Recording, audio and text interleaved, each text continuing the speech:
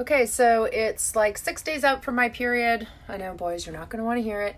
And this is the time when I have to be aware of what's going on in my cycle, what's going on in my life, because if you suffer from anxiety, if you suffer from stress, if you suffer from panic disorder, depression, not being aware of your cycle can put you behind the eight ball when you're trying to manage your mental health naturally. And I want to thank a client and friend for writing me today because now I can kind of highlight this in perfect timing. Step one, in any situation where you're trying to isolate a problem and make effective change, you need to consistently apply the same methodologies. That's food, that's sleep, that's stress relief, that's exercise, that's everything. But you also need to record how you feel on a daily basis, and I use this app. App is available for free. It is called Flow. I used to use another cycle predictor, but it wasn't as comprehensive, and so my good friend Haley recommended that one for me. Thanks, Haley.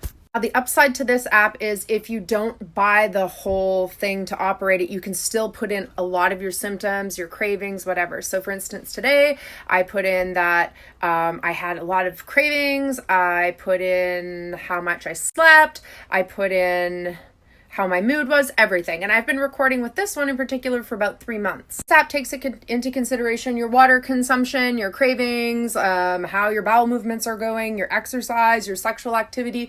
And then it gives you insights throughout the month that will help you figure out where you are when you're there. It also lets you know in a percentage base what other people go through that same thing, which also takes away some of the stigma we have thinking there's something wrong with me, I have anxiety. It'll give you cut up percentages of this time of the month, this percentage of women are feeling anxiety, and you're not so alone. So that's step one, taking charge of where we sit on a monthly basis and what we're doing and recording, just so we can feel a little bit of sameness, a little bit of consistency. We know we're doing something and we're seeing the results. Of course, it's not just ladies that are suffering from anxiety, but this one in particular is important to me because if you're a regular anxiety sufferer, this can compound things. So consistency in recording where we're at is super important, on top of a few other things that I've scrubbed a conversation with a client friend this morning, and I'm going to post up here for you next,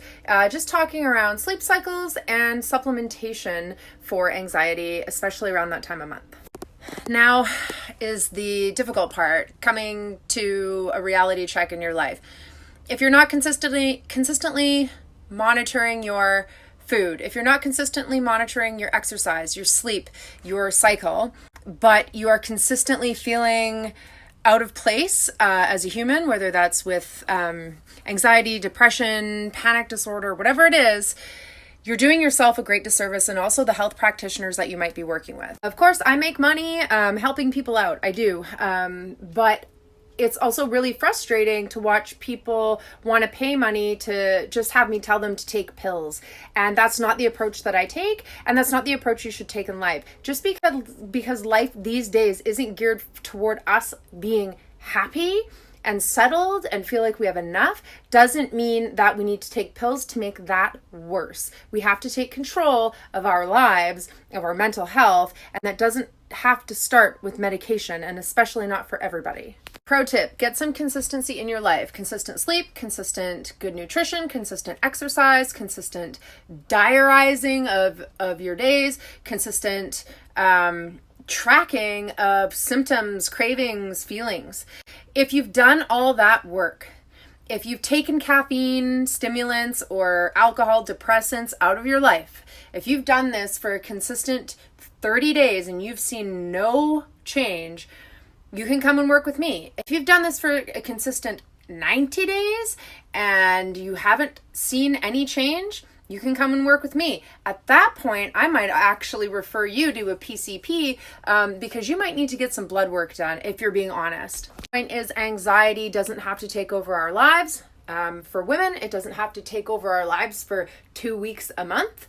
We really can come to some conclusions, and we really can find solutions, but we need to be willing to do the work.